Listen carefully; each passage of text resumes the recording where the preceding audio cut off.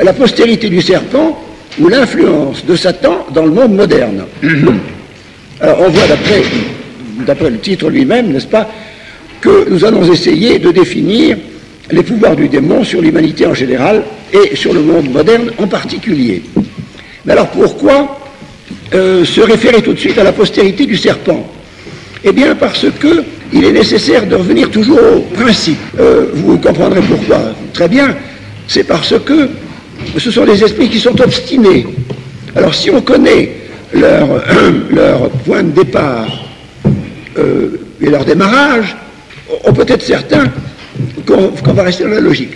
Cette référence à la semence du serpent, n'est-ce pas, à la postérité du serpent, nous ramène, vous vous en doutez, au chapitre 3 de la Genèse, où l'on trouve l'énoncé de la sentence que Dieu a prononcée après la transgression de nos premiers parents. Une sentence contre Adam d'abord, qui n'était pas le plus responsable, qui n'était pas le plus coupable, mais qui était le plus responsable. Une sentence contre notre mère Ève, naturellement. Et puis enfin, la sentence contre le serpent. Alors, s'adressant au serpent, Dieu dit, c'est un texte que vous connaissez par cœur, bien entendu, mais il faut le répéter, « Je mettrai des inimitiés entre toi et la femme, entre ta postérité et sa postérité. » Alors ça, c'est Genèse 3, 15. Il existe donc une postérité de la femme, et il existe une postérité du serpent. Alors, que faut-il entendre par ces deux postérités? Ce texte du chapitre 3, il porte un nom particulier, un nom qui est extrêmement beau, et qui s'appelle, on l'appelle le protévangile, parce que c'est une sorte de prophétie qui a été faite par Dieu juste après la faute de nos premiers parents.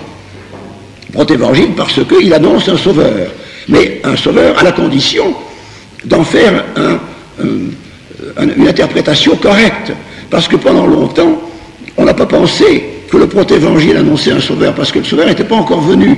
Alors c'est une prophétie qui n'avait pas encore reçu son exécution, et par conséquent, elle était très difficile à comprendre. Enfin, depuis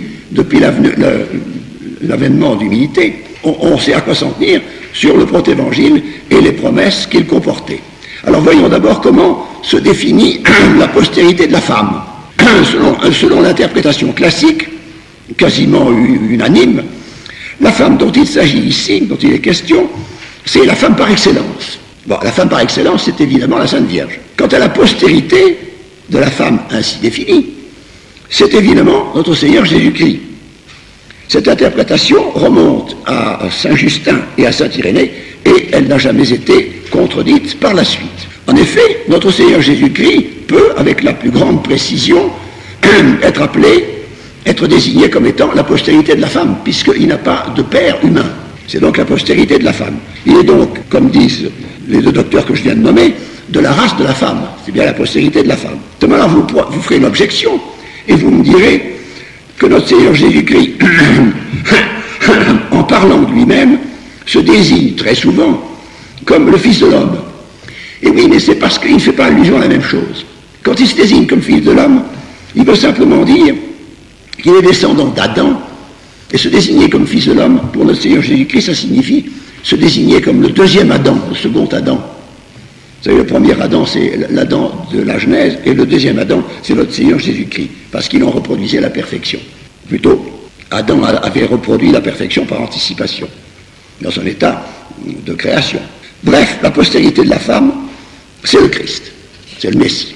Quelle est maintenant la postérité du serpent? Alors évidemment, il faut éliminer tout de suite le sens littéral, parce que le serpent n'a de postérité qu'une postérité animale, une postérité serpentine, si on peut dire. Il faut donc entendre ici la descendance du serpent comme une descendance figurée. C'est évidemment la succession des hommes qui ont contracté l'esprit du serpent, c'est-à-dire l'esprit du démon qui se cachait derrière le serpent. Allons-nous trouver une postérité par excellence du serpent, comme nous avons trouvé une postérité par excellence de la femme? Eh bien oui, il en existe une.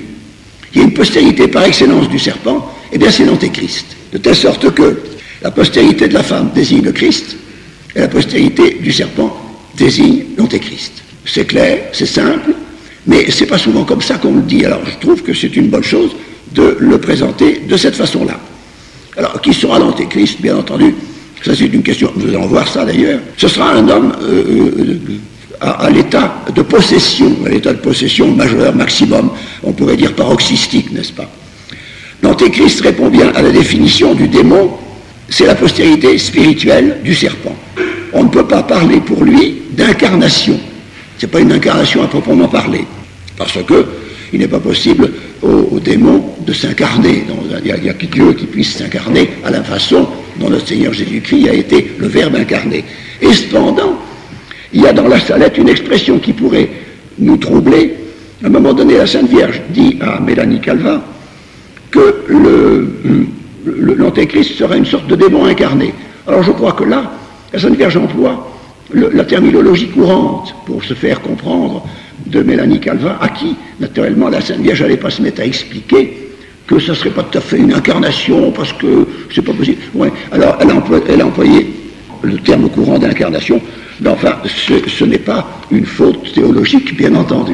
Enfin, l'objection peut être faite, alors c'est pour ça que j'ai voulu aller au-devant. Bref, on peut tenir pour exact que la postérité du serpent, du protévangile, c'est l'Antéchrist. La postérité de la femme, c'est le Christ, et la postérité du serpent, c'est l'Antéchrist. Tels sont donc les deux personnages désignés par le protévangile. Alors la chute d'Adam a rendu nécessaire la venue de ces deux personnages. La chute d'Adam a rendu ces deux personnages nécessaires. Le premier était déjà dans les plans de Dieu, mais le second, évidemment, Dieu avait sur l'humanité d'autres desseins. Mais enfin, l'Antéchrist est venu parce qu'il fallait que ça aille jusqu'au bout. Il fallait que la faute aille jusqu'au bout. Et le jusqu'au bout, c'est l'Antéchrist. Quelle est maintenant la position relative de ces deux personnages? Le protévangile a institué entre ces deux personnages, ces deux semences, n'est-ce pas, ces deux postérités, entre ces deux personnages, il a institué un régime. Et c'est tout simplement le régime des inimitiés. Le régime de l'inimitié en général, mais des inimitiés. Et Saint-Louis Grignon de Montfort fait remarquer justement qu'il s'agit d'inimitiés au pluriel, pour bien indiquer que ce sont des inimitiés très polymorphes, très multiples, et que par conséquent, on va retrouver partout sous différentes formes. La position relative de ces deux personnages, c'est le régime qui régit les rapports de ces deux personnages, c'est les inimitiés. Ce sont deux personnages qui ne peuvent pas se sentir, et qui sont faits ils sont faits pour s'éliminer l'un l'autre. Naturellement, nous savons très bien quel est celui qui va éliminer l'autre.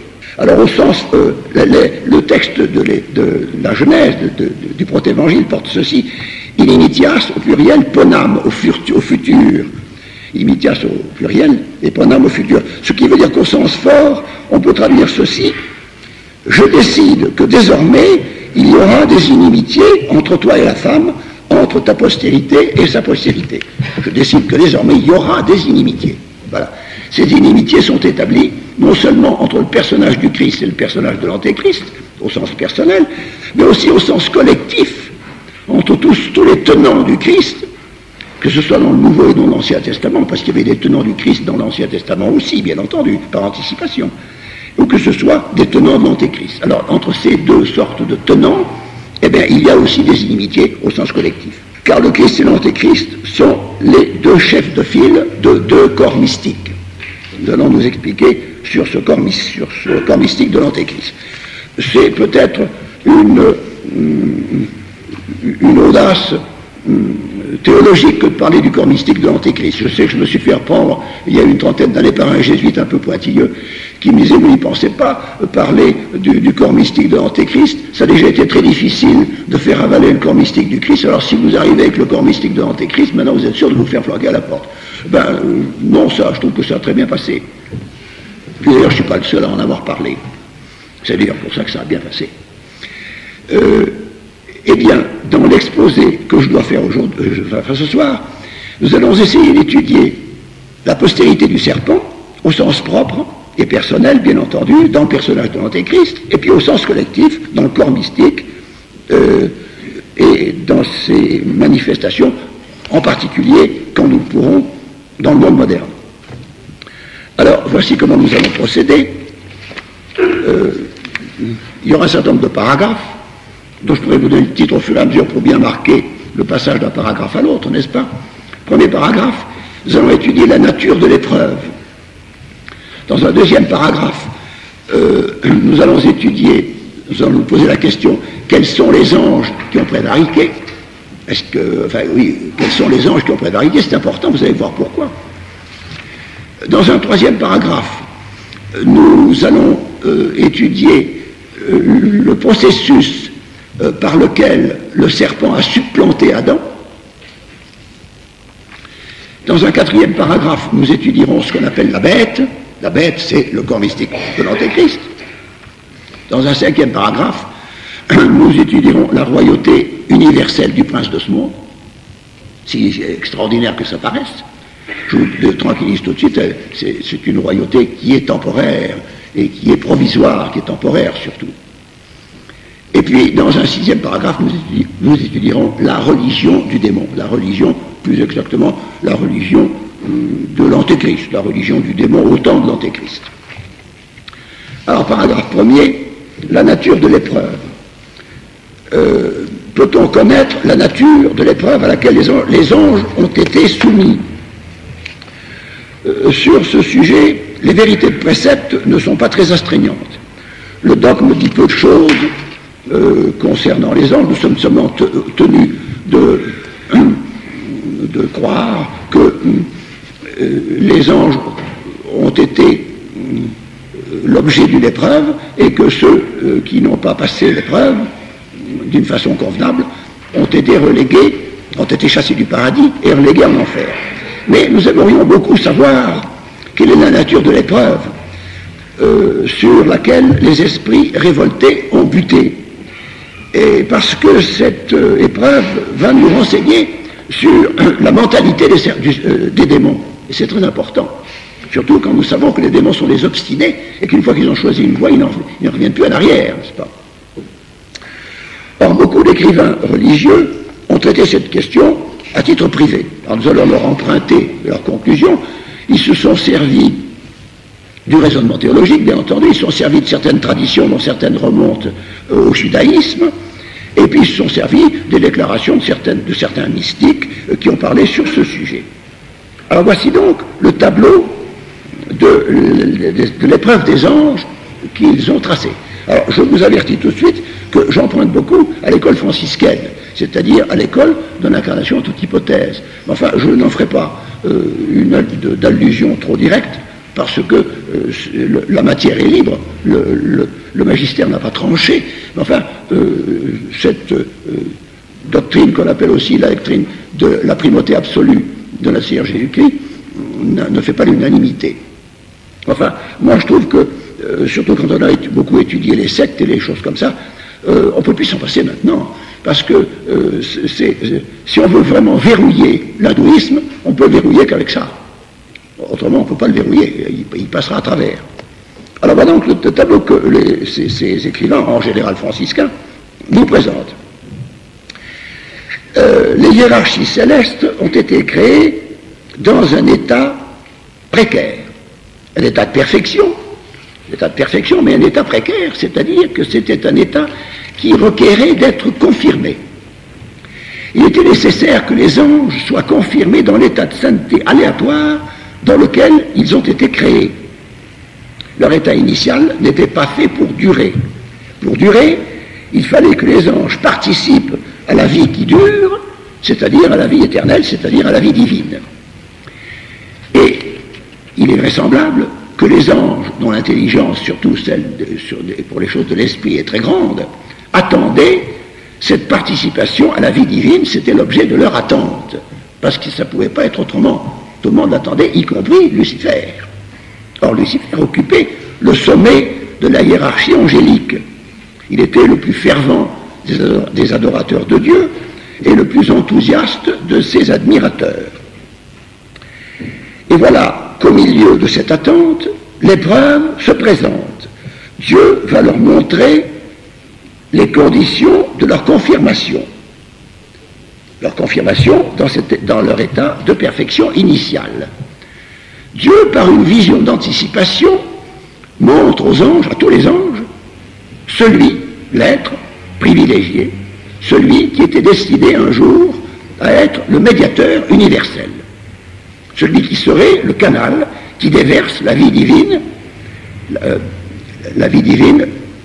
aux créatures vivantes, et en particulier aux créatures spirituelles. Ce médiateur universel, c'était le Verbe incarné. Le Verbe incarné. Celui qui était loin d'une huile d'allégresse. C'est un être à la fois créateur et créature. Et ce médiateur universel était d'un côté le roi de la création qui était faite pour lui et qui était son héritage, que Dieu avait fait pour lui, pour son héritage, pour son fils, pour donner un héritage à son fils.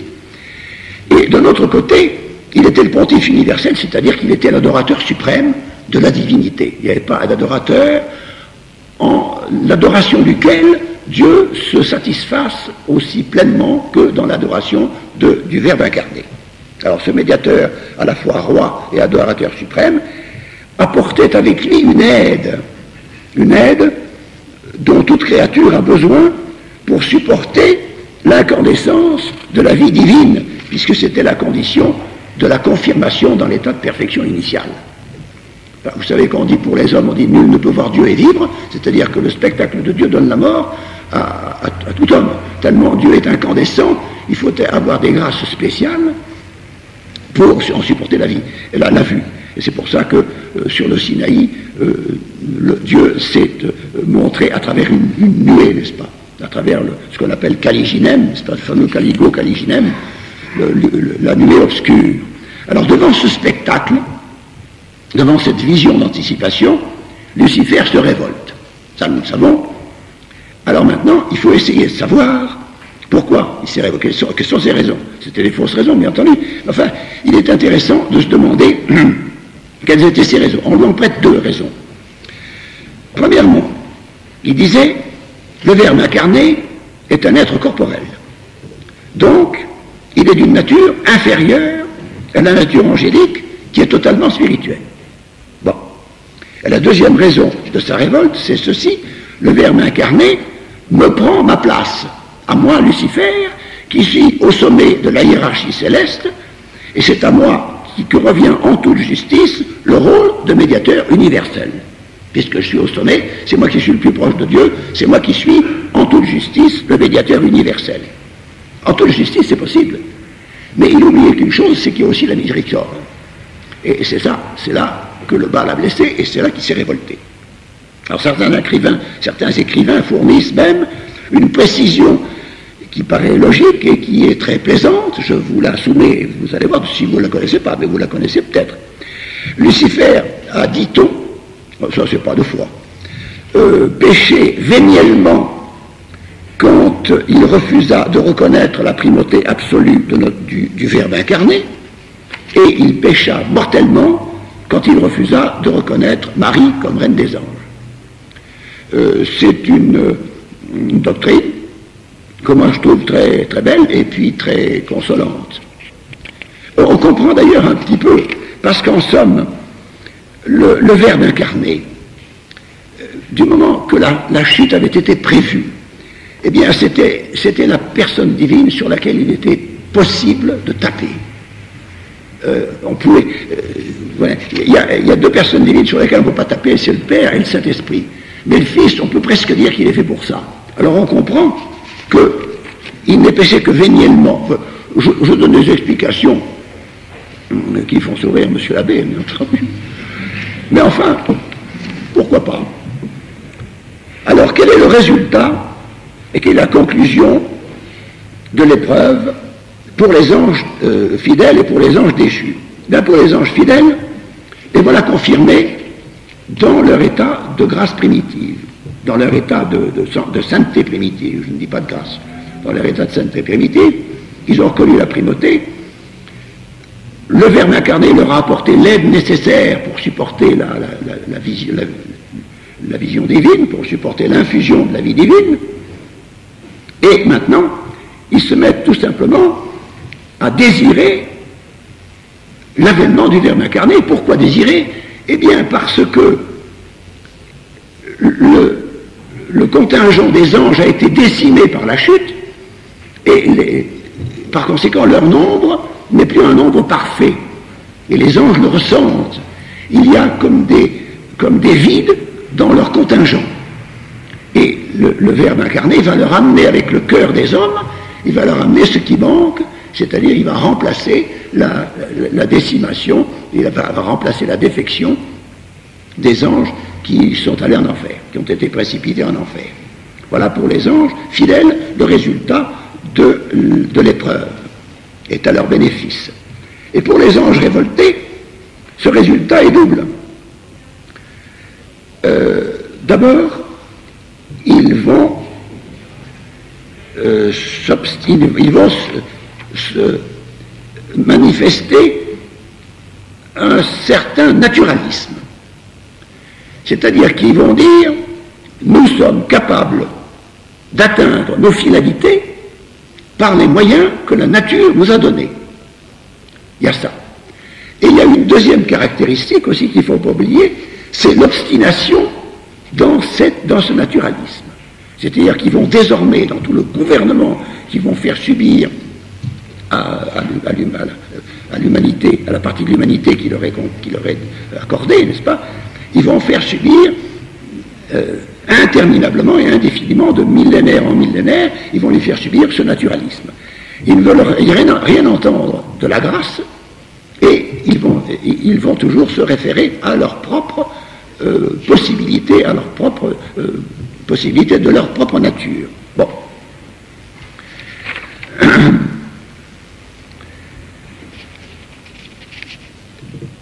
Et pour ce qui nous concerne, alors pour le combat terrestre,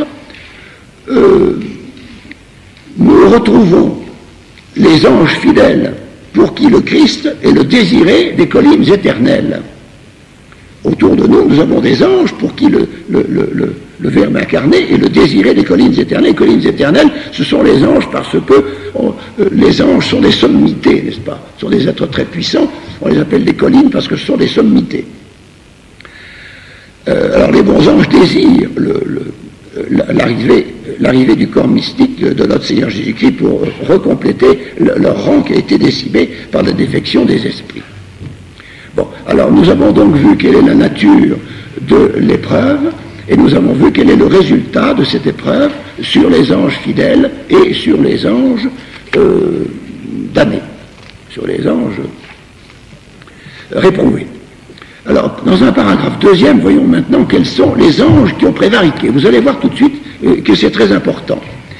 Eh bien, il y a des anges des 9 cœurs qui ont prévariqué. Des 9 cœurs.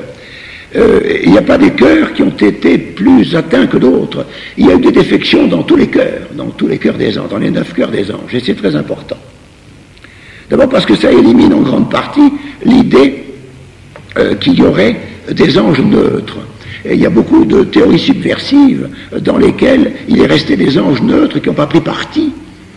Et vous verrez tout à l'heure, quand on parlera de la tripartition, ce sont généralement ces anges-là qui font partie du monde, ce qu'on appelle le monde intermédiaire. Alors, il n'y a pas d'anges neutres. Il y a des anges fidèles et des anges réprouvés. Et il y a des anges des 9 cœurs. Alors, nous allons nous trouver donc devant une population démoniaque qui va être excessivement variée, avec des anges qui sont des grands princes, qui sont des doctrinaires de grande classe, des fondateurs de religion, n'est-ce pas, des gens extraordinaires, avec en plus l'intelligence angélique. Et puis nous allons trouver aussi devant des êtres élémentaires, des espèces d'esprits élémentaires, à la manière des fées, des gnomes et des elfes, n'est-ce pas, qui sont des êtres qui ne sont pas très, très élevés, ni dans l'intelligence, ni dans le...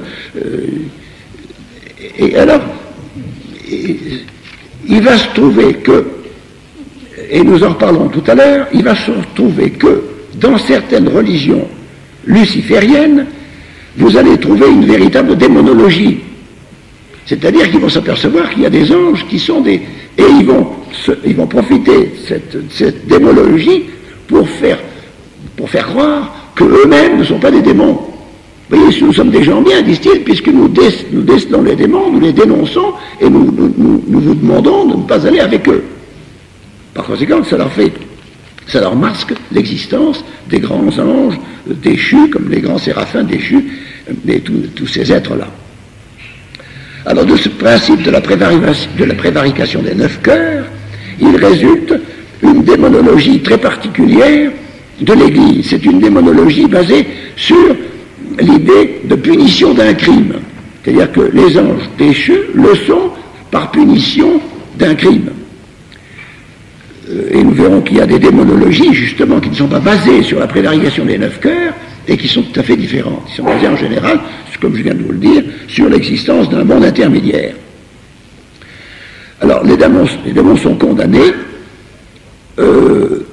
à la prison perpétuelle.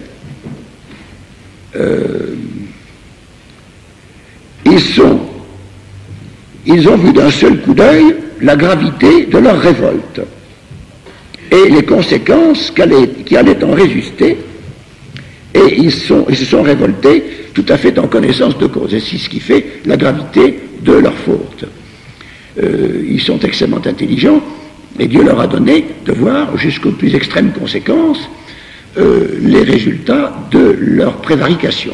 Et cependant, leur obstination a prévalu, et ils se sont révoltés quand même. C'est inexplicable pour des gens aussi intelligents, mais ces fautes-là sont inexplicables, de même qu'était assez inconcevable aussi la faute d'Adam. Alors la faute d'Adam, je voudrais vous faire remarquer une chose que je ne manque pas de dire en général toutes les fois qu'on a parlé de la faute originelle, etc. Alors on a tendance à charger un petit peu notre père Adam et notre mère Ève, mais il ne faut pas le faire, parce que il formait le couple le plus saint qui jamais existé, puisqu'il sortait de la main de Dieu avec une sainteté parfaite. Et ce qu'il faut voir en Adam et Ève, c'est pas tellement la gravité de leur faute qui a été évidemment inconcevable, mais ce qu'il faut voir aussi, c'est la gravité de leur punition qui a été aussi inconcevable. Quand ils se sont aperçus que la mort était entrée dans le monde à cause d'eux, quand ils ont vu leurs enfants se disputer, quand ils ont vu toutes ces guerres se mettre dans leur descendance, Adam a vécu 930 ans. Pendant 930 ans, il a pu assister à toute cette déconfiture, n'est-ce pas, du genre humain qui commençait, qui déjà préparait le déluge, n'est-ce pas. Il a vu ça, sa pénitence, et c'est ça qu'il faut voir, a été inconcevable, aussi inconcevable que sa faute. Et par conséquent, il y a beaucoup de pères de l'Église qui plaident pour le salut d'Adam. Et moi, je vous avoue que je suis tout à fait acquis à cette idée, et je dis même qu'on a intérêt à utiliser son intercession. Pour bien des choses, c'est notre père Adam. On dit souvent que quand on a beaucoup d'enfants, plus quand on est un grand-père, un arrière-grand-père, plus on en a, plus on les aime. Eh bien, combien vont-ils nous aimer?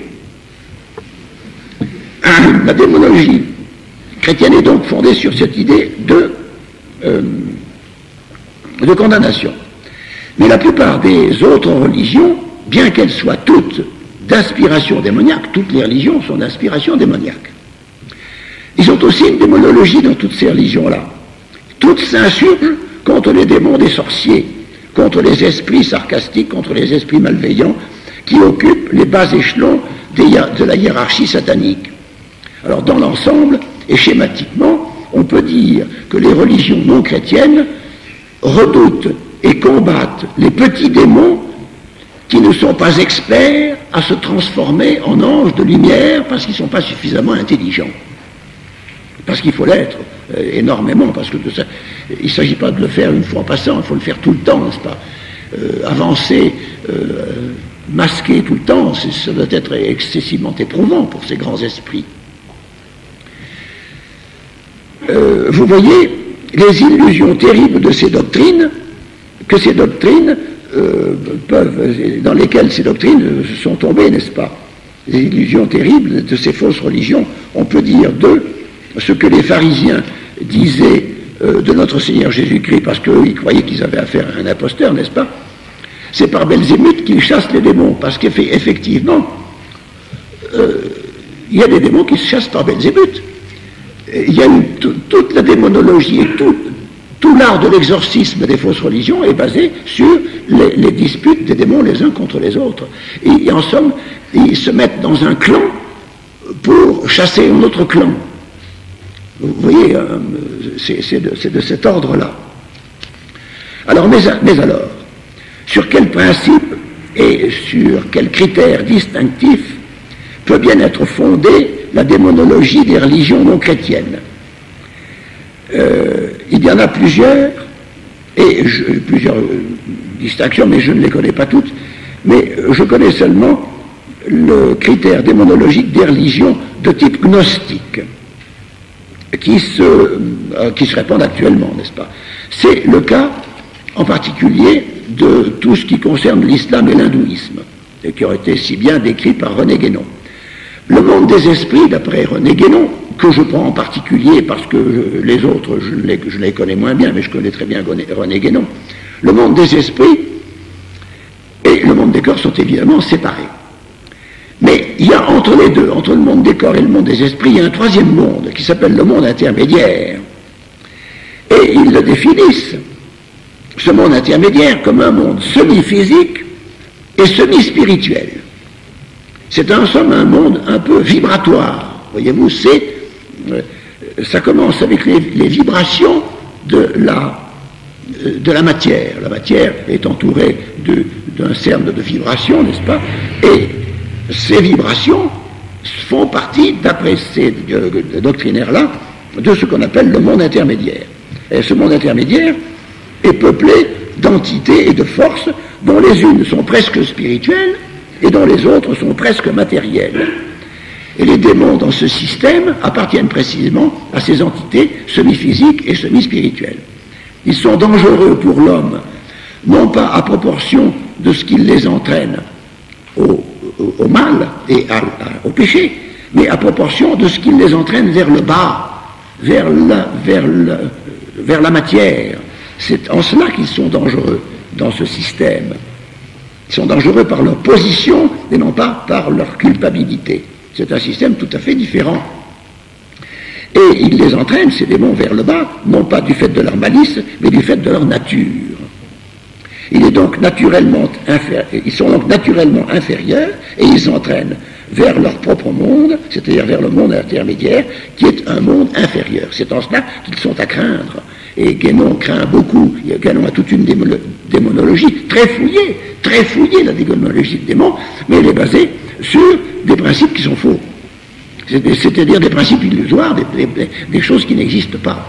Ce monde intermédiaire qui n'existe pas. Dans ces systèmes en général, l'homme est considéré comme appartenant aux trois mondes, de sorte que son corps va être décrit comme du monde physique, mais ça tout le monde en convient. Son esprit est également spirituel, ça tout le monde en convient également. Et alors entre les deux, l'homme possède une âme végétative qui appartient au monde intermédiaire.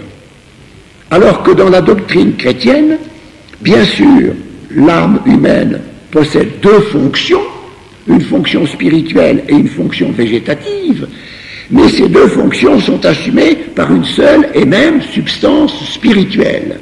Voilà la différence. On pourrait s'étendre beaucoup plus, ça serait très intéressant, mais enfin, nous n'avons pas le temps de le faire maintenant.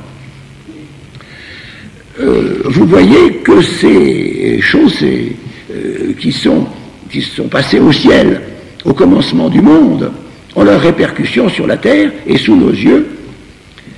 Et par conséquent, ce sont des choses qu'il était nécessaire de reprendre à la base, de reprendre à leur pointe initiale.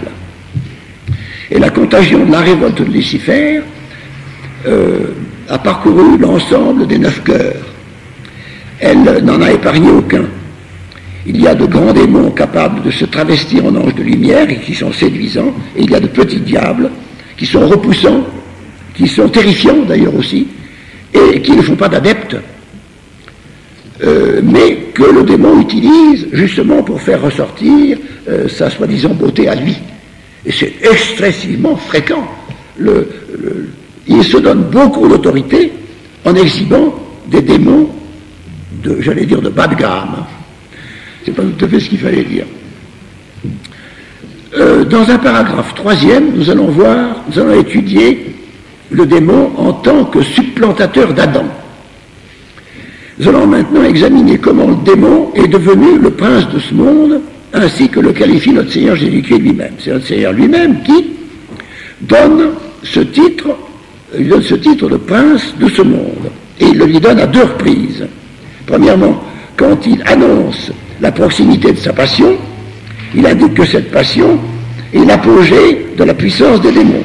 Notre Seigneur Jésus-Christ s'exprime ainsi: je ne m'entretiendrai plus longtemps avec vous, car le prince de ce monde vient. Le prince de ce monde vient.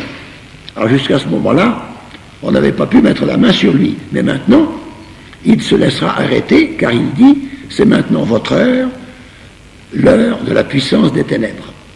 Ora et potestas tenebrarum. C'est des expressions latines qui sont superbes, n'est-ce pas? Ora et potestas tenebrarum. Au lieu de mettre l'heure et la puissance, l'heure de la puissance, ils mettent l'heure et la puissance des ténèbres. C'est enfin un condensé qui est très beau.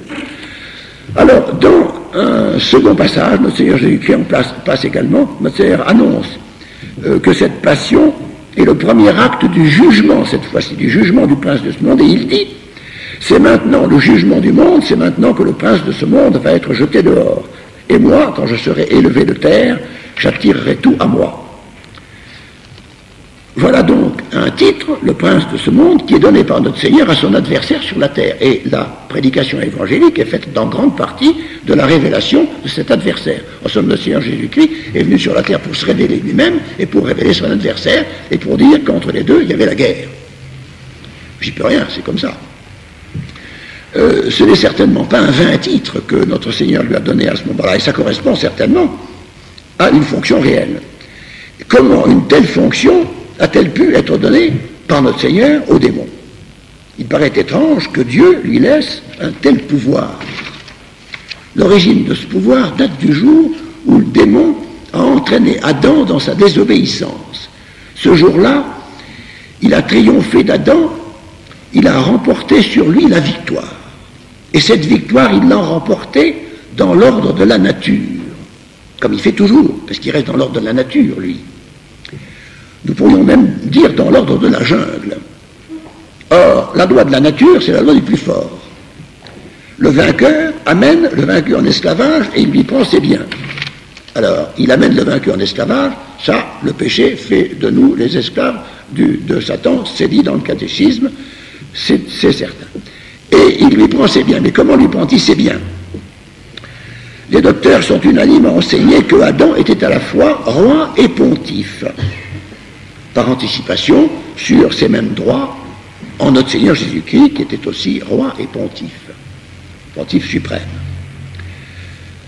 Par sa victoire sur Satan, par sa victoire sur Adam, Satan a renversé Adam de son trône et il s'est assis à sa place, il s'est substitué à lui dans ses droits. Il y a eu supplantation d'Adam par Satan. Et la supplantation s'est étendue à la double fonction de roi et de pontife. Voilà donc le supplantateur devenu le prince de ce monde, selon la loi du plus fort, selon la loi de la nature. La seule que Satan connaisse, puisqu'il ne connaît pas la grâce. Il ne connaît pas la miséricorde, à laquelle il n'a pas droit, parce que sa nature ne lui donnait pas droit. Sa nature était une nature qui lui permettait de voir très loin, il n'avait pas droit à la miséricorde de Dieu. Mais alors pourquoi Dieu a-t-il laissé aux démons une principauté si exorbitante sur la nature? Eh bien tout simplement parce que Dieu est juste avec toute créature. Il laissera à Satan les pouvoirs naturels du vainqueur, se réservant évidemment de faire du dit vainqueur son ministre pour le processus de réhabilitation du genre humain qu'il ne va pas manquer d'intervenir. Le supplantateur d'Adam est donc devenu prince de ce monde, mais à titre précaire. À titre précaire, c'est-à-dire à titre provisoire, parce qu'il est devenu, et à titre précaire, pourquoi? Mais parce qu'il est devenu frauduleusement. Il est devenu frauduleusement de 2 façons. Il est devenu supplantateur d'Adam d'abord par les moyens, puisque ces moyens ont été des moyens de mensonge, les promesses qu'il a fait, les promesses fallacieuses qu'il a fait à notre mère Ève, c'est-à-dire une divinisation qu'il était incapable de lui procurer et que lui-même venait de perdre. C'est pas mal ça comme mensonge. Et deuxièmement, c'est une supplantation frauduleuse parce que l'intention était dolosive également. Il a bien l'intention de prendre la place du titulaire du poste de la royauté et du pontificat, qui est notre Seigneur Jésus-Christ lui-même. Le titulaire final du trône d'Adam, c'était notre Seigneur Jésus-Christ. Eh bien, il a réalisé, en somme, en se supplantant Adam, ce que les vignerons homicides ont fait quand ils disaient tuons l'héritier et nous aurons l'héritage. Eh bien, c'est ce que Satan a fait au paradis terrestre. Il a tué l'héritier et il s'est assis dans le trône de l'héritier pour avoir l'héritage. Et il l'a eu à titre précaire, à titre de ministre de Dieu pour certaines besognes particulières. Bref, voilà le démon installé dans le trône d'Adam, avec des droits, certes, des droits que Dieu lui reconnaît, mais des droits qu'il a usurpés. Il est donc fondamentalement un usurpateur que le Verbe va tolérer pour un temps, mais dont il fera son ministre. Alors certains auteurs se sont posé une question qui ne manque pas d'intérêt. Alors pourquoi Satan n'a-t-il pas exercé sa double fonction de prince de ce monde, c'est-à-dire de roi et de pontife, dès le lendemain de sa victoire sur Adam? Et ces auteurs répondent de la manière suivante, qu'en toute rigueur, c'est effectivement ce qui aurait dû se passer. Satan aurait pu, et il aurait dû en toute rigueur, si Dieu le lui avait permis, dès la chute, susciter des antéchrists, ou un antéchrist, plus exactement, susciter un antéchrist parmi les premiers hommes, un antéchrist par le moyen duquel il aurait exercé son double pouvoir de roi et de pontife. C'est ce qui aurait pu se produire en toute justice. Mais la miséricorde de Dieu ne l'a pas voulu par condescendance pour nous, par miséricorde pour nous.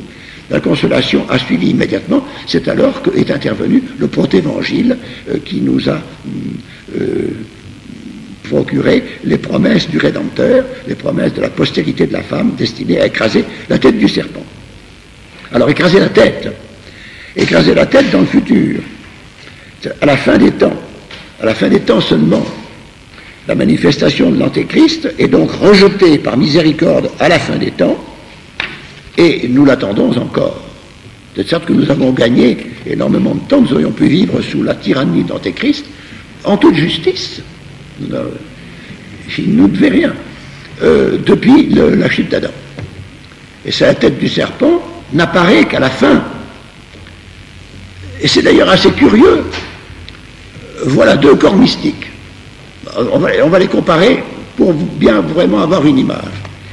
Il y en a un, commençons par celui dont nous nous occupons tout de suite, le corps mystique de l'Antéchrist.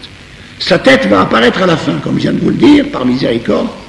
Eh bien, sa tête va apparaître à la fin comme un enfant qui se présente mal.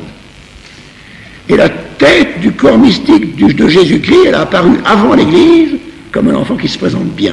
Alors voyez-vous, on dirait deux jumeaux qui sont inversés, il y a un qui se présente bien, l'autre qui se présente mal. Évidemment, le symbolisme est extraordinaire. Le symbolisme, c'est deux corps mystiques dont la tête du mauvais apparaît après. Le corps mystique de l'Antéchrist se présente par les pieds. C'est assez curieux. C'est sur cette image bizarroïde que nous en restons pour le troisième paragraphe. Et nous allons aborder le quatrième paragraphe que nous pourrions intituler tout simplement la bête. Alors je commence tout de suite par une phrase d'Isaïe que je trouve extraordinaire, que vous connaissez bien entendu, mais enfin il faut la redire parce que c'est le moment. On lit dans Isaïe, au chapitre 14e, cette étonnante révélation concernant les ambitions extravagantes du démon. Isaïe s'exprime ainsi. Comment es-tu tombé du ciel, Lucifer, fils de l'aurore? Comment t'es-tu renversé par terre, toi le destructeur des nations? Toi qui disais en ton cœur, je monterai dans le ciel, j'établirai mon trône au-dessus des étoiles de Dieu, je m'assiérai sur la montagne du testament, dans les flancs de l'Aquilon, je monterai au-dessus des hautes nuées, je serai semblable au Très-Haut. Fin de citation. Ce discours que le démon se faisait à lui-même au moment de l'épreuve des anges, parce que c'est ainsi que Isaïe nous le présente, le démon se faisait ce discours à lui-même pendant son épreuve. Eh bien, c'est devenu son plan de gouvernement sur l'humanité qui lui a été remise, parce que c'est un obstiné. Ça ne lui a pas réussi dans un premier temps, il recommence pour la durée des siècles. Qu'elle n'a pas réussi au ciel, il recommence sur la terre, parce qu'il est obstiné. Il est d'une intelligence transcendante, on peut bien dire, mais il commet comme ça des bévues qui sont inconcevables. Alors, il veut, reprenons un petit peu les termes de son... Il veut donc dominer les étoiles et les nuées. Les étoiles et les nuées, ce sont les figures des puissances. Il s'assied sur la montagne du Testament. Ce qui veut dire qu'il se pose en législateur, lui, Lucifer, d'après les paroles d'Isaïe. Par conséquent, ce sont des fonctions qui s'attribuent et qui sont des fonctions royales. Ce sont les fonctions en tant que roi de l'univers qui lui a été remis. Deuxièmement, il veut se montrer semblable au Très-Haut. Alors ça, semblable au Très-Haut, cela prouve qu'il veut recevoir un culte. Et ça, c'est évidemment très important.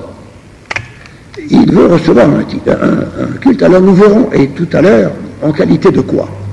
S'il veut recevoir un culte vraiment comme Dieu, ou s'il se contenterait de recevoir un culte comme médiateur universel. Enfin, ça, nous allons voir.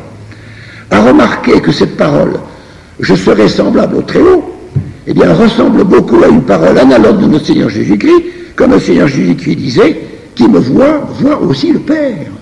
Les deux personnages, le Christ et l'Antéchrist, font état d'une ressemblance. Ils font état d'une ressemblance avec Dieu. Mais évidemment, le Christ peut le dire en toute vérité, tandis que le démon, lui, c'est parce que c'est un éclat d'emprunt. Le programme de Lucifer est donc bien celui d'un roi et celui d'un pontife. Mais il n'exercera pas lui-même ces deux fonctions, puisque c'est un pur esprit, qu'il est donc invisible. Alors il aura un fondé de pouvoir sur la terre, qui sera donc un homme à l'état de possession maximum, possession majeure, et c'est ce personnage qui s'appelle l'Antéchrist. Mais l'Antéchrist doit apparaître à la fin.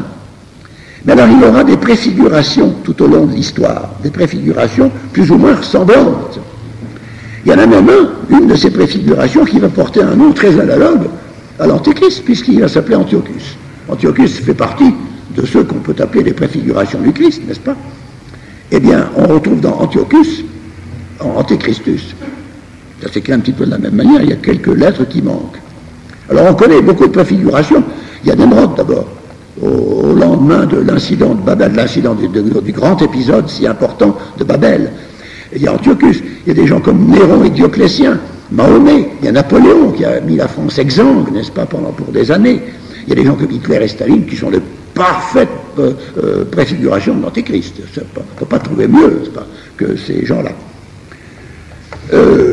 Tous les hommes que Lucifer réussit à entraîner derrière lui comme esclaves forment autour de lui, n'est-ce pas, un corps mystique qui est la réplique et l'imitation de l'Église, mais une Église inversée, une Église aussi difforme que l'Église de notre Seigneur est belle et harmonieuse. C'est une Église inversée, c'est une contre-Église absolument difforme.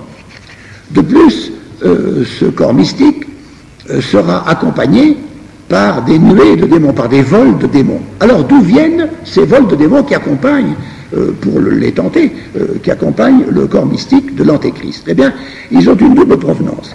D'abord, ils viennent de l'enfer, parce que les démons ont été précipités en enfer, mais l'enfer, qui est dans les entrailles de la terre, on peut en sortir. Mais il y a un enfer dont on ne sort pas, c'est les temps de feu. Il faut bien faire la distinction, parce que ça entraîne à des confusions. Les temps de feu, personne n'en sort. Voici les clés de la Bible, qui ouvrent et personne ne ferme, qui ferment et personne n'ouvre. Les temps de feu, on n'en sort pas. Mais l'enfer qui est dans les entrailles de la terre, ça on peut en sortir pour des raisons dont Dieu est juge. C'est pour que certains démons exercent sur la terre des missions particulières. Ils sont appelés à sortir de l'enfer pour exercer des missions particulières. Et puis il y a aussi un deuxième recrutement de ces vols de démons qui accompagnent le corps mystique de l'Antéchrist. Ce sont les démons de l'air, car il est vraisemblable que tous les démons n'ont pas été confinés en enfer, et que il y en a un certain nombre qui sont restés dans les airs.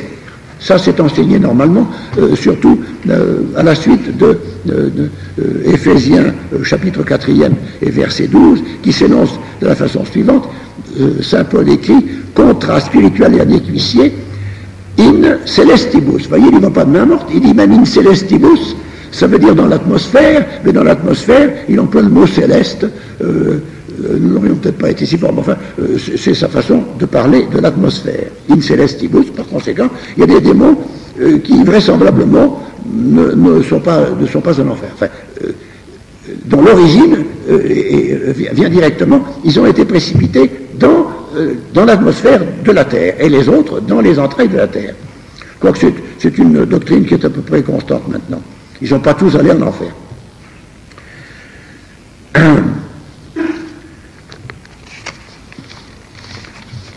Pardon. Alors, toujours est-il que le corps mystique de l'Antéchrist, dont la tête n'est pas encore parue, est entouré d'un vol de démons auxiliaire de Lucifer, et c'est à ce corps mystique que l'Écriture sainte donne le nom de bête, la bête. Alors la bête, il faut aussi en parler, parce que la bête, au sens où nous l'entendons, maintenant, la bête qui se définit comme étant le corps mystique de l'Antéchrist, la bête est nommée 33 fois dans l'Apocalypse. Et tous les prophètes en parlent aussi.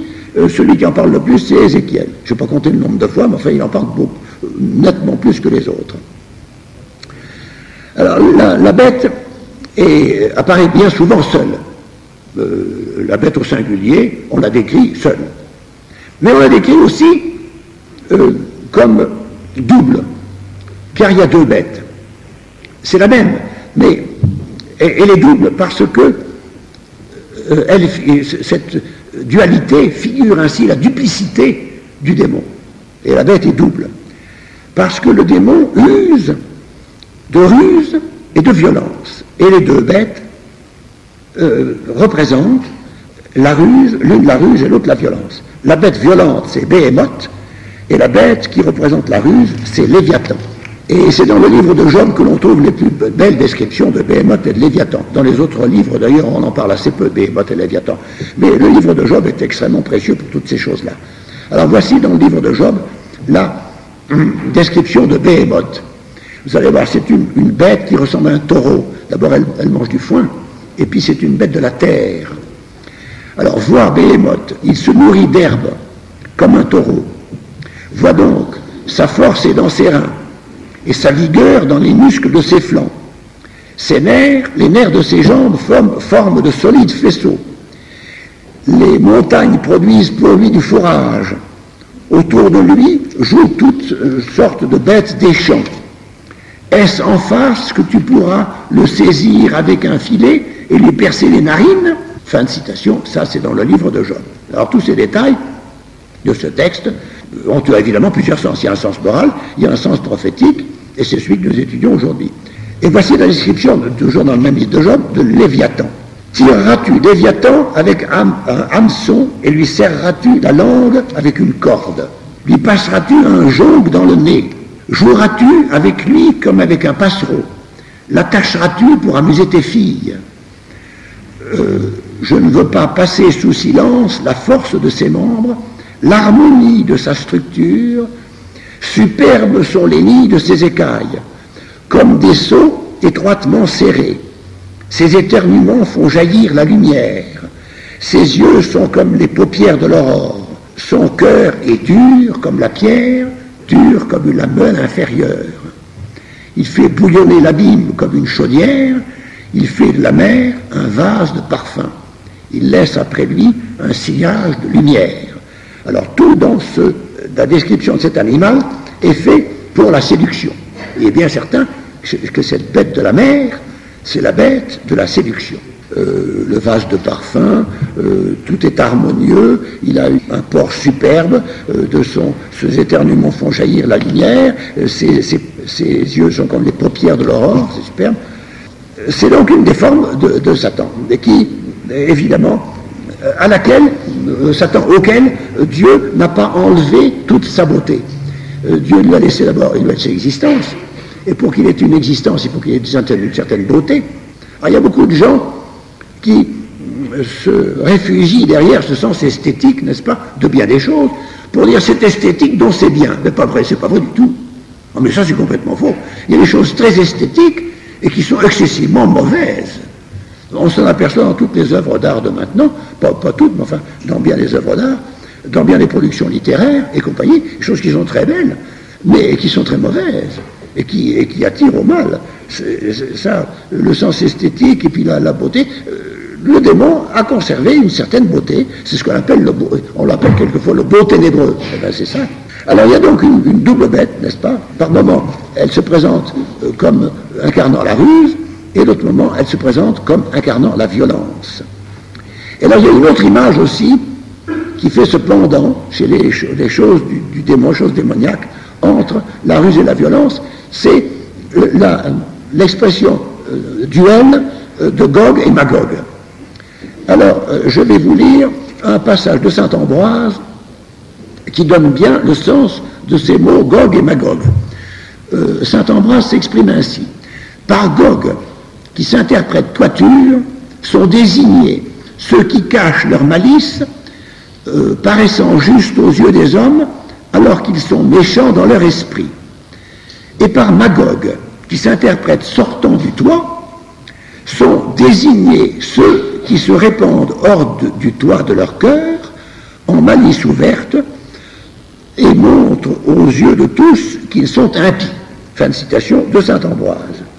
Il n'est pas sans intérêt de considérer aujourd'hui même ces divers ennemis de l'Église et de la France, qui sont généralement d'ailleurs les mêmes, en les mesurant justement avec cet étalon-là. On en découvre qui sont semblables à Gog et on en découvre d'autres qui sont semblables à Magog. On en découvre qui sont semblables à Béhémoth et on en découvre qui sont semblables à Léviathan. Par exemple, la bête de la terre, eh bien évidemment, il y en a une qui saute aux yeux, c'est l'URSS. Et puis comme bête de la mer, il y en a une qui saute aux yeux, c'est les USA. Ça me paraît évident. Ces deux bêtes sont quelquefois associées. Elles apparaissent alors comme une seule et même bête, et alors là, c'est le dragon ou la bête. Elles sont associées, et quelquefois même,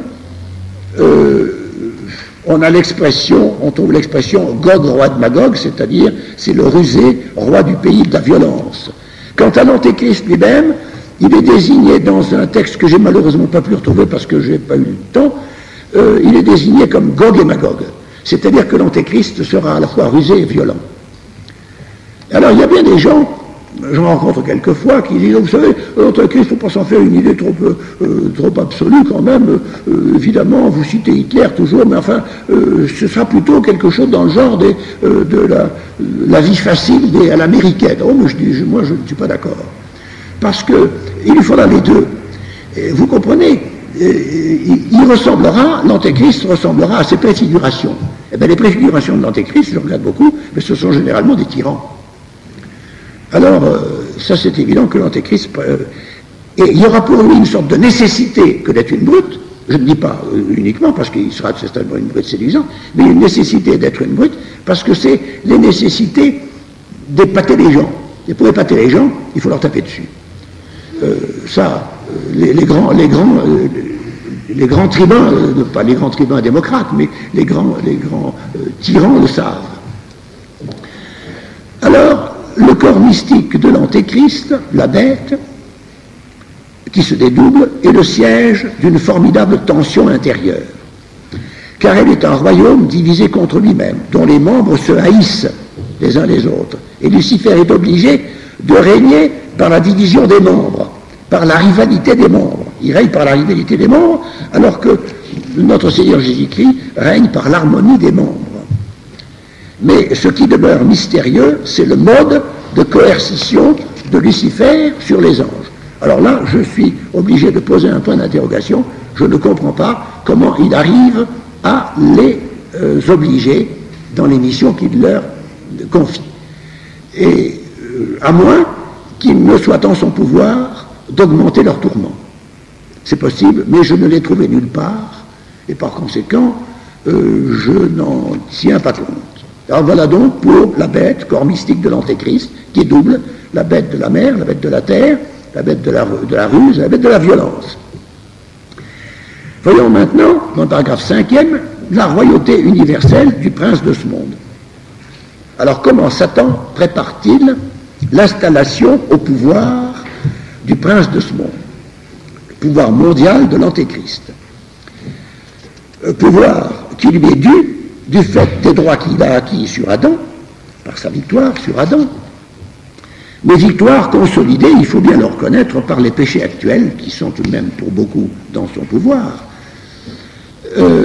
les péchés actuels de l'humanité entière, qui sont pour lui autant de victoires confirmatives. Et à ce sujet-là, je voudrais vous citer une parole de l'Écriture, dont je n'ai encore une fois pas retrouvé au dernier moment la référence, c'est ceci, si mon souvenir ne me trompe pas, facit regnare hominem hypocritam propter peccata populi, c'est-à-dire, il fait régner l'homme hypocrite à cause des péchés du peuple. Alors nous nous plaignons de tous ces antéchrists qui paraissent comme ça, qui font subir des tyrannies, ces faux prophètes, ces fondateurs de fausses religions, bien sûr, mais facit regnare hominem hypocritam propter peccata populi, c'est-à-dire il fait régner l'homme hypocrite à cause des péchés du peuple, de sorte que c'est les péchés du peuple qui sont à l'origine. Si on remonte la série des circonstances, on arrive aux péchés du peuple, c'est eux qui sont à l'origine de toutes ces efflorescences que sont les grands, les mauvais chefs et les mauvais pontifes. Alors l'Antéchrist va avoir à lutter contre un certain nombre de conditions générales, et nous allons énumérer ces deux conditions générales. Elles sont au nombre de deux par conséquent. D'abord, il va se trouver devant un royaume qui possède deux rois, car l'humanité a deux rois, un bon et un mauvais, un précaire, et enfin nous allons voir ça. Et puis alors aussi, et une chose qui va beaucoup le gêner, c'est que l'humanité est divisée en nations. Alors il va falloir qu'il s'arrange avec ces deux circonstances générales-là. Alors reprenons, l'humanité possède deux rois. Il y a un titulaire, qui est le Verbe incarné, pour qui tout a été fait, vers qui le monde aspire d'ailleurs, inconsciemment peut-être, mais puissamment,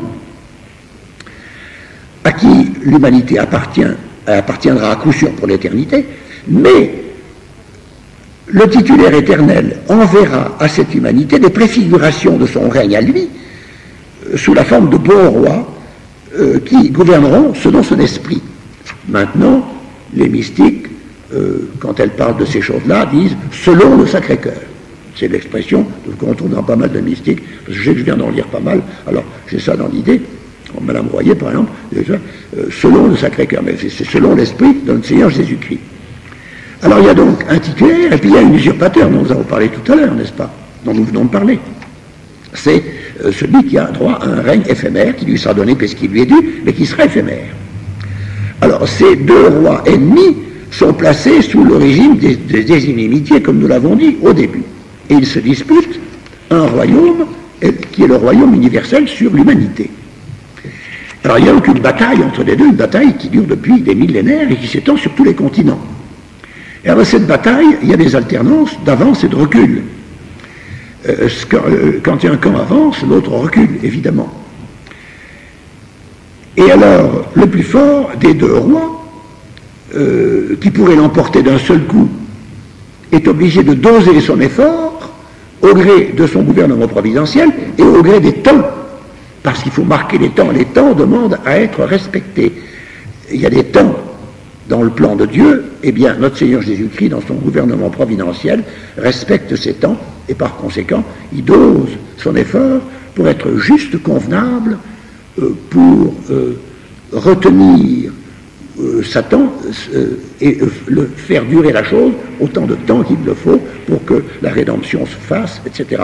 Mais on est forcé de lui prêter ces astuces de stratégie parce qu'on est certain qu'il pourrait tout écraser d'un seul coup. Alors s'il ne le fait pas, c'est probablement parce qu'il a des raisons de ne pas le faire. Quelle est la première condition générale dont le démon va avoir à tenir compte? C'est-à-dire ce royaume qui a deux rois et qui est l'enjeu de la dispute entre deux rois, lui et notre Seigneur Jésus-Christ. Alors la deuxième condition générale, c'est que l'humanité est divisée en nations. Et Dieu ne veut pas que ces nations distinctes soient réunies par un autre que par lui. Ça, c'est excessivement important, et c'est ce qu'il nous a démontré au moment de l'épisode de Babel. La tour de Babel montait jusqu'aux cieux. C'est entendu, il y avait un certain théisme à la base, au sommet plus exactement, de la tour de Babel. Mais elle était fondée sur des raisonnements naturalistes. Et elle venait probablement d'une inspiration plus ou moins démoniaque en tous les cas. Ce qui est certain, c'est que ces hommes qui voulaient construire une tour à la gloire de l'unité du genre humain, ils en ont été empêchés par une volonté précise de Dieu qui a brouillé les langues d'une façon délibérée. Et c'est lui qui n'a pas voulu que cette chose se fasse. Il n'a pas voulu de l'unité du genre humain à ce moment-là parce qu'elle se faisait sans lui. Il ne veut pas d'une unité qui se fasse sans lui. C'est-à-dire que de cette unité, il veut être non seulement l'oméga, mais il veut être aussi l'alpha. Alors quelles sont les deux conditions générales dans lesquelles le démon va avoir à agir pour préparer le pouvoir de l'antéchrist? Alors que va-t-il faire? Il va prendre essentiellement deux moyens. Premièrement, il va susciter de petits antéchrists préparatoires, ce qui sont ces préfigurations, ces prémonitions dont nous avons parlé déjà, et il va détruire les nations. Il va se poser en destructeur des nations. Alors premièrement, il va susciter des petits antéchrists préparatoires, préfiguratifs. Alors ces petits antéchrists seront plus ou moins méchants, ils seront plus ou moins Gog ou plus ou moins Magog. Ce sont des préfigurations par conséquent qui le préparent, mais qui ne sont qu'une pâle image de ce qui sera lui-même. D'abord parce que leur pouvoir n'a jamais été mondial, tandis que le pouvoir de l'antéchrist sera mondial. Et il y a un cas particulier qui est très intéressant, c'est le cas du Pharaon. Dans l'ensemble de l'Écriture sainte, le Pharaon, l'Égypte en général, représente le monde. C'est-à-dire que l'Égypte, c'est le siècle dont il faut sortir. Le peuple de Dieu est sorti de l'Égypte. Moïse a délaissé la science des Égyptiens pour acquérir une science supérieure à la science des Égyptiens. Il a délaissé l'Égypte et sa science, pourtant très grande, puisque c'était la plus grande des sciences des peuples de l'Antiquité, pour acquérir une science, la science du Sinaï, qui était beaucoup plus austère, mais qui était très supérieure à la science des Égyptiens. Et Jésus lui-même est sorti d'Égypte, il a fallu qu'il y aille pour en sortir, parce qu'il sortait du monde, il sortait du siècle. Par figure, n'est-ce pas? Alors le Pharaon est par conséquent quelque chose de mauvais. Néanmoins, le Pharaon quelque chose de mauvais, c'est lui qui fait souffrir le peuple de Dieu, c'est lui qui maintient le peuple de Dieu en esclavage, qui le maintient prisonnier, qui ne veut pas le laisser partir. Bon. Alors néanmoins, il y a des exceptions, il y a des bons pharaons, parce qu'il y a toujours des exceptions comme ça, parce que Dieu veut montrer qu'il est le maître. Même dans le paganisme, au milieu des pires idoles qui représentent des démons, il y a toujours des préfigurations qui font penser un peu au Christ, parce que c'est ce qui rend d'ailleurs l'interprétation du paganisme très difficile, c'est parce qu'il veut montrer qu'il est le maître. Rien n'échappe. Alors, il montre qu'il est le maître. Alors, il y a, au milieu de ces pharaons qui sont presque tous mauvais, il y a quand même il y a de temps en temps un bon pharaon. Par exemple, celui qui a soutenu Joseph, le premier Joseph. Parce que Dieu veut montrer qu'il est le maître, et par conséquent, de temps en temps, dans une lignée normalement mauvaise, il y a un bon roi. Et inversement, d'ailleurs. Il y a des hommes dynastiques qui sont toujours bons, et puis tout d'un coup, il y a un des rois de cette dynastie qui est mauvais. Bref, Satan va se susciter des antéchrists préparatoires qui vont préparer le chemin au dernier, qui sera la tête, n'est-ce pas, et qui sera écrasé par la postérité de la femme. Et deuxièmement, que va encore faire le démon pour conquérir ce laborieux royaume? Eh bien, il va blesser les nations. Le texte même dit, destructeur des nations, n'est-ce pas? Je reprends la phrase d'Isaïe, comment es-tu tombé du ciel, Lucifer, fils de l'aurore? Comment es-tu renversé par terre, toi le destructeur des nations? C'est une traduction qui peut être un peu forcée, parce que le texte dit ceci, qui vulneraberas gentes, c'est-à-dire qui blessera les nations. Il est donc destiné, il a la volonté de blesser les nations. Alors comment peut-on blesser les nations? Eh bien on peut les blesser de très diverses façons. J'en ai retenu 3, mais il doit certainement y en avoir d'autres. Comme je n'ai pas essayé, je ne peux pas vous dire combien il y en a en tout. Enfin j'en ai retenu 3, moi. On peut les fractionner, les nations, on peut les hypertrophier pour les faire éclater, et puis on peut les mélanger. Alors, le démon fractionne les nations.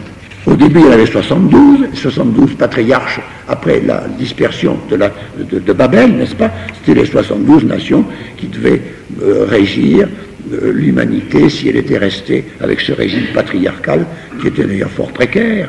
Mais enfin, c'était la volonté de Dieu, il l'avait montré au début, ça n'a pas pu se réaliser. C'était irréalisable, mais enfin, Dieu a voulu marquer, après avoir châtié, que c'est toujours la même chose, c'est-à-dire après avoir châtié, il donne une miséricorde. Et 72 nations. Or, elles ont certainement été fractionnées, puisqu'il y en a beaucoup plus maintenant. À l'ONU, je crois qu'il y en a 150 ou 152. Alors, elles ont donc été multipliées par 2. Et puis là, il y a aussi une méthode de Satan qui est extrêmement efficace, c'est la méthode de l'hypertrophie. Alors l'hypertrophie, ça, c'est le boniment d'impérialisme. C'est le boniment d'hégémonie. Il va suggérer l'hégémonie, des hégémonies intempestives, à tout un tas de nations, qui sont des nations qui ont du nerf, n'est-ce pas? Et il va leur faire envahir les nations voisines, pour réaliser une hégémonie, et il leur promet l'empire du monde. Et il leur donne, en tous les cas, il leur en donne un commencement, à la condition qu'ils réalisent un des plans, un des volets du plan de Satan. Par exemple, je parle du cas de Napoléon et de la France après la Révolution française. Il y a eu une sorte de pacte imaginaire, je l'imagine ce pacte, mais enfin, je ne suis pas étonné qu'à un moment donné il ait été formulé quelque part. Entre Napoléon et la nation et le démon, n'est-ce pas? Si tu réponds la Révolution française, le Code civil, les idées de la Révolution, je te donnerai l'Empire sur l'Europe. Et il ne lui a donné pas longtemps, parce qu'il ne donne jamais très longtemps, le démon, c'est toujours très éphémère. À l'Angleterre, par exemple, on peut imaginer qu'il y a eu un pacte, si tu réponds le mercantilisme, je t'en donnerai la présidence. Il y a comme ça un certain nombre de pactes qui ont été faits avec des nations, et je suis absolument sûr que ces pactes-là sont beaucoup moins imaginaires qu'on ne le croirait. Vous allez le voir d'ailleurs quand on va étudier, si le temps ne m'allait pas, si j'y arrive, la fausse mystique dans les fausses religions. Mais je crois que nous n'y arriverons pas. Ces sortes de pactes sont des répliques des propositions faites sur la haute montagne à notre Seigneur Jésus-Christ lui-même. Vous vous souvenez certainement de la phrase « Je te donnerai tous ces royaumes, car ils m'ont été donnés, et à qui je veux, je les donne, si te prosternant, tu m'adores. » C'est bien ce que nous disons depuis le début, n'est-ce pas? Car ils m'ont été donnés, c'est bien ça, les royaumes lui ont été donnés, et à qui il veut, il les donne. Par conséquent, c'est bien ce que nous sommes en train de dire. Il les donne à des petits antéchrists provisoires et prémonitoires. Et donc, sur la tentation sur la haute montagne, eh bien, le démon ne tentait rien moins que de faire du Christ un antéchrist. Évidemment, ça n'a pas réussi. Alors, il y a le modèle biblique des hégémonies hypertrophiques, c'est Assur. Assur, c'est l'espèce d'entité terrifiante que les prophètes faisaient miroiter devant Israël quand Israël se comportait mal. Assur va vous envahir, il y a Assur par ici, Assur par là. Ça veut dire la Syrie, n'est-ce pas? Ça s'écrit A-2-S-U-R. Alors vous me dites, mais pourquoi est-ce que vous revenez à des trucs si vieux? si vieux, ben vous allez voir, c'est de Assur que vous tirez les lettres pour faire USA et URSS. C'est pas si vieux que ça. Le démon peut aussi blesser les nations, vulnéraberas, n'est-ce pas, en les mélangeant. Eh bien, il y a un mélange maintenant des nations qui se fait sous nos yeux et qui est certainement démoniaque, c'est le brassage racial. Ça y est, un brassage racial qui est systématiquement élaboré et réalisé depuis des dizaines d'années, j'allais dire depuis des siècles, peut-être pas, mais en tout cas depuis des dizaines d'années, d'une façon systématique. Et on nous fait maintenant un devoir moral de nous abattardir. Et si vous ne voulez pas vous abattardir, c'est que vous êtes des orgueilleux, etc., etc. Vous comprenez, ça y va tout de même un petit peu fort. Alors là, le brassage racial, c'est un mélange de nations, en définitive. Eh bien, c'est une chose que nous voyons sous nos yeux. Alors, conclusion du chapitre 5, du paragraphe 5, elle est donnée par sainte Françoise Romaine. Et puis nous allons en rester là, d'ailleurs, parce que le type viendrait, et puis nous couperait l'électricité. Sainte Françoise Romaine s'exprime ainsi dans son traité de l'enfer. Je vais vous donner, je cite Sainte Françoise Romaine. Lucifer est le monarque des enfers. Il a sous lui 3 princes, auxquels tous les esprits infernaux, divisés encore, sont assujettis par la volonté de Dieu. Par la volonté de Dieu. Le premier de ces 3 princes, c'est Asmodée. Il était dans le ciel un grand chérubin. Il préside au péché déshonnête. Le deuxième est Mammon. C'était un trône. Il est le démon de l'argent.